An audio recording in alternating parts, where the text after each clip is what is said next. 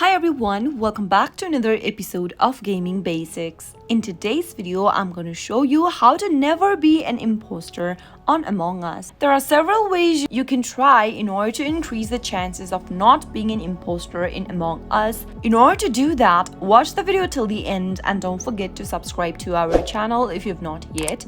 Also press the notification bell so that you'll never miss another upcoming upload from us. The first thing you can do in order to increase the chances of not being an imposter is to go ahead and create a game like you normally do, and from this page go ahead and select the filters, map, game type, and the number of maximum players and other information in this page. While selecting the number of imposter, make sure to tap on 1. You can also try to increase the number of crewmates in the game by selecting the maximum number of players. After you tap on the confirm button to start the game, another way is to create your own private lobby and play around with the setting until you find the combination that works for you. Those were some of the ways you can increase the chances of not being an imposter while playing Among Us. I hope the tutorial was helpful to you. If it was, go ahead and give us a thumbs up.